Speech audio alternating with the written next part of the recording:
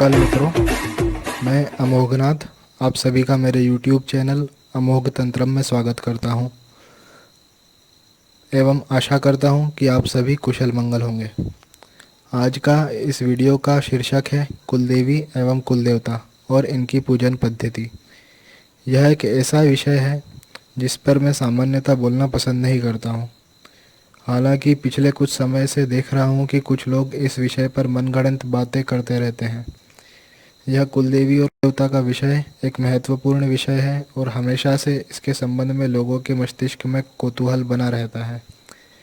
आज का ये वीडियो थोड़ा लंबा जरूर हो सकता है, फिर भी मैं सभी से निवेदन करूंगा कि ये वीडियो पूरा देखें ताकि कुलदेवी और कुलदेवता के विषय में सभी जानकारी आप प्राप्त कर सकें। तो अब ज़्यादा समय ना लेते हुए मुख्य बिंदुओं पर आते हैं। कुलदेवी होती कौन है? अब ज़्यादा गहराई में ना जाएं तो शब्द से ही मोटा मोटा अर्थ निकाला जा सकता है। कुलदेवी का अर्थ है जो देवी कुल में पूजित हो, और ऐसा ही अर्थ कुल देवता का निकलता है जो देवता कुल में पूजित हो। देवी और देवता क्या होता है ये तो सभी जानते हैं, पर यह कुल क्या होता है यह बताना मैं ज़रूर उचित समझूंगा।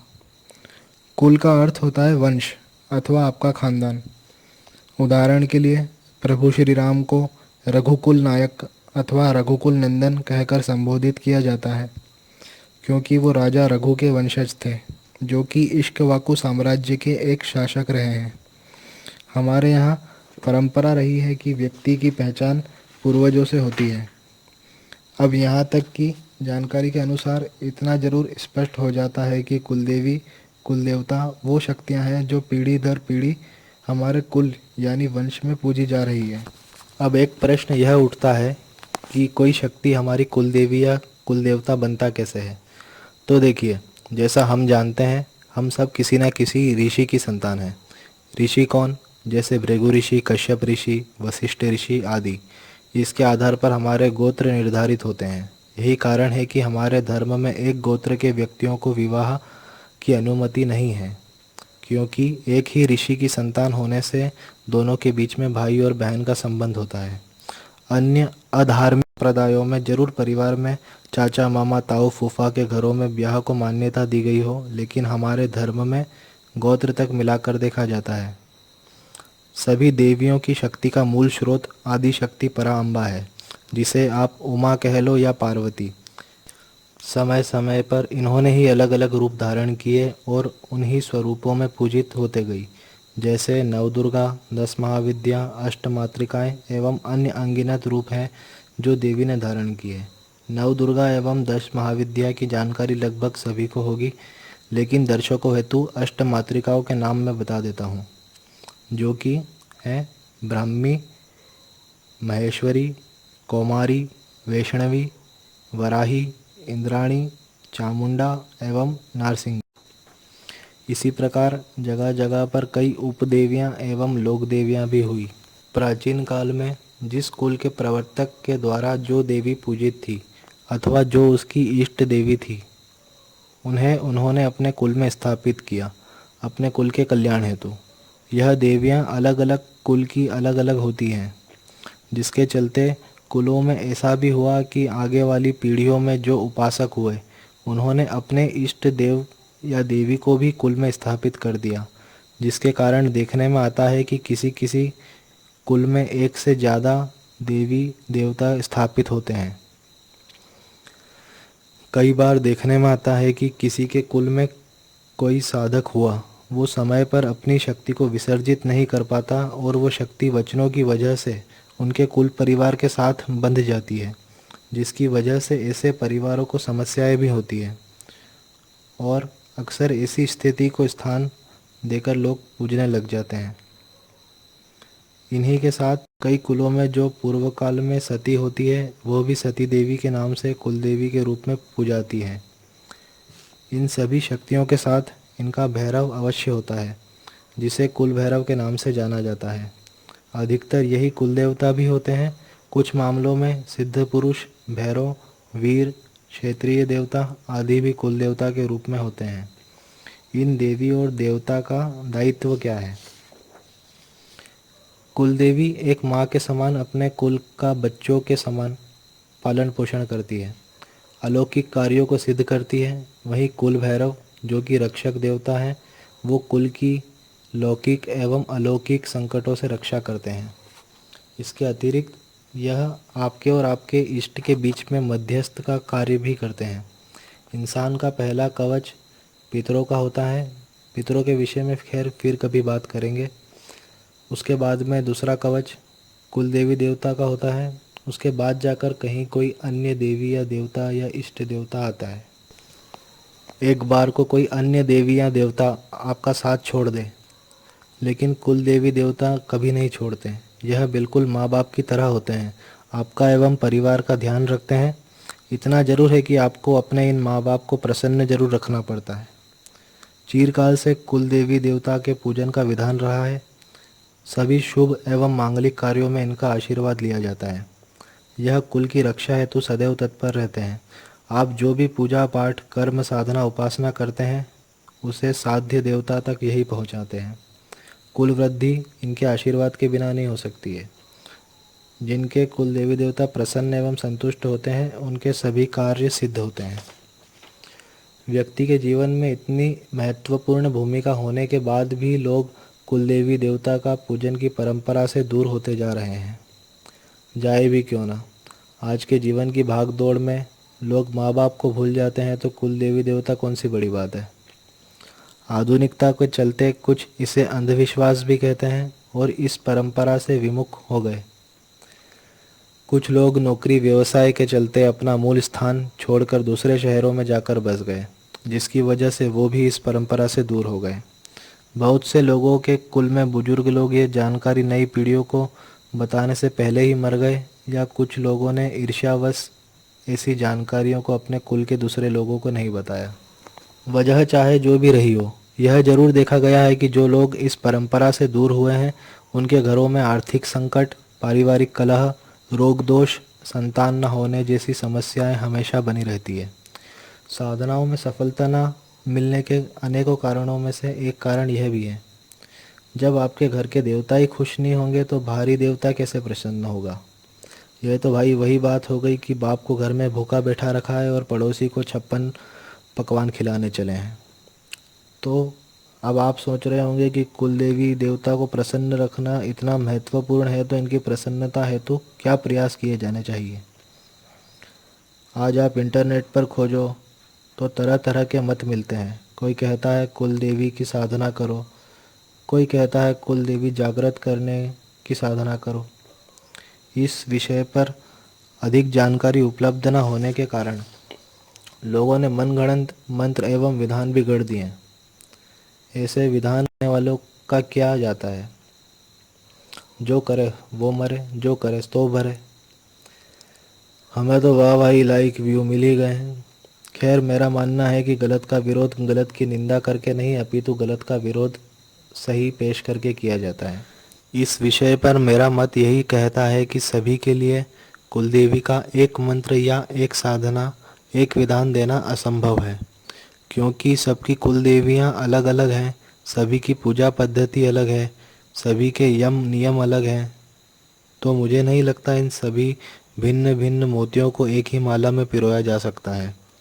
शक्तियों का गुण धर्म अलग होता है। कोई तामसिक है, कोई सात्विक है, कोई सुहागन है, कोई विधवा है, तो कोई सती है।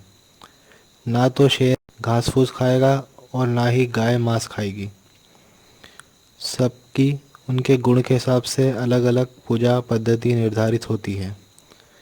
सभी लोग अगर एक विधान से कुल देवी देवता का पूजन करेंगे, तो संभव है कि प्रसन्न करने की जगह वो और क्रोधित कर दे उन्हें। कुल देवी का पूजन उसी विधान से किया जाना चाहिए जो विधान अपनी कुल परंपरा से चला आ रहा हो, ना उससे कम ना उससे ज़्यादा। कुल देवी देवता का पूजन केवल विशेष अवसरों पर ही किया जाना चाहिए। नवरात्रि पर्व के अतिरिक्त परिवार के मांगलिक कार्यों पर इनका पूजन उचित होता है। मैं तो यही कहूँगा कि बेमतलब इन्हें छेड़े नहीं, जितनी आवश्यकता है उतना ही करें। इनके लिए कोई विशेष साधना करने की जरा भी ज़रूरत नहीं होती है। सामान्य रूप में कुल देवी देवता का सालाना या 6 मासिक पूजन होता है, जो चैत्र मास की नवरात्रि एवं अश्विन मास की नवरात्रि में होता है। इनमें भी केवल एक ही तिथि पर पूजन होता है, जो कि अधिकतर अष्टमी या नवमी की तिथि होती है। इन दिनों जो लोग समर्थ होते हैं वो अपने कुल देवी देवता के स्थान पर जाकर पूरे कुल परिवार के साथ उनका पूजन करते हैं।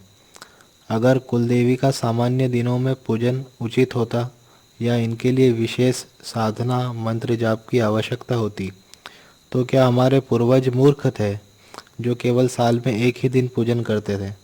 क्या वो कुल देवी साधना नहीं कर सकते थे? वे लोग तो आज के लोगों से ज़्यादा विद्वान थे ना।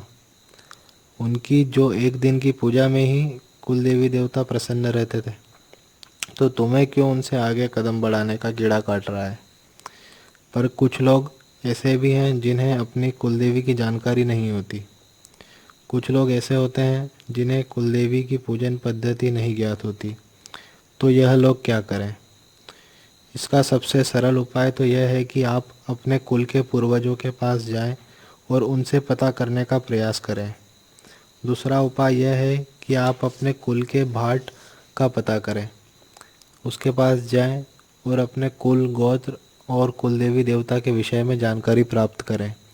कई स्थानों पर भाट 4-5 सालों में घर घर घूमते भी हैं और कुल के जन्म मरण का विवरण लेते हैं। उस समय भी आप यह जानकारी प्राप्त कर सकते हैं। इसके अतिरिक्त आपके कुल पुरोहित भी यह जानकारी आपको प्रदान कर सकते हैं। अगर इन मार्गों से भी कोई जानकारी प्राप्त नहीं कर सकते हैं तो आप धरती माता को अपनी कुल देवी मानकर उनका पूजन करें। सामान्य पंचोपचार पूजन करें एवं प्रार्थना करें। हे धरती माता, आप सर्व कुलों की माता हैं। सभी आप ही की धरा पर जन्म लेते हैं, आप ही की गोद में पलते बढ़ते हैं। आप ही के आंचल में कहीं मेरी कुल देवी का स्थान है, जिससे मैं अनभिज्ञ हूँ। इसलिए मैं इस स्थान पर उनका वास मानकर उनका पूजन कर रहा हूँ। मेरी कुल देवी द्वारा मेरा पूजन स्वीकार हो, ऐसी मैं प्रार्थना करता हूँ। यह क्रिया आप नवमी के दिन कर सकते हैं। इसके बाद कन्याओं एवं बालकों को भोजन कराएं और उन्हें देवी और देवता का स्वरूप मानकर उनका पूजन करें। सामान्य व्यक्तियों के लिए इतना पर्याप्त है। इतना करके क्षमा मंत्र का पाठ करें, जो इस प्रकार है। आवाहनम न जानामि न जानामि विसर्जनम पूजाम चैव न जानामि क्षमस्व कुलेश्वरी मंत्रहीनम क्रियाहीनम भक्तिहीनम वर्धनी यत पूजितम मया देवी परिपूर्ण तदस्तु में।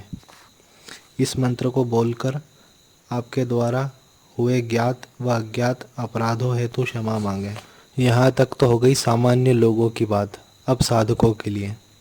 साधकों के लिए हर साधना, पूजन, यज्ञ, हवन आदि कर्म में कुलदेवी का आशीर्वाद आवश्यक होता है।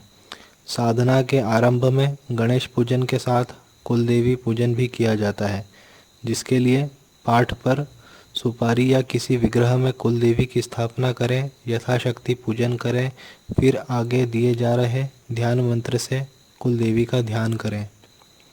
ध्यान मंत्र इस प्रकार: कुलदेवीं कृपामूर्तिं नित्या स्वकुलवत्सलम कुलहितैषिणी शक्तिं वंदे श्री कुलमातरम। फिर कुलदेवी के मंत्र का जाप करें अगर ज्ञात हो तो, अन्यथा मेरे द्वारा दिए जा रहे मंत्रों का जाप करें। कुलदेवी का मंत्र इस प्रकार है: ओम आत्मने कुलदेवीभ्यो अमुक देवीभ्यो नमः। जिन लोगों को अपनी कुलदेवी का नाम ज्ञात है वो अमुक के स्थान पर अपनी कुलदेवी का नाम लें। उदाहरण के लिए, अगर किसी की कुलदेवी का नाम मातंगी है तो वह इस प्रकार से मंत्र का पाठ करें: ओम आत्मने कुलदेवीभ्यो मातंगी देवीभ्यो नमः। इसी प्रकार से कुल देवता के लिए मंत्र होगा: ओम आत्मने कुल देवताभ्यो अमुक देवताभ्यो नमः। इसमें अमुक की जगह पर कुल देवता का नाम डालें। आहुति के समय इन मंत्रों के अंत में स्वाहा जोड़कर आहुति करें। मैं समझता हूँ कि इस वीडियो में कुलदेवी के विषय में पर्याप्त जानकारी दे दी गई है।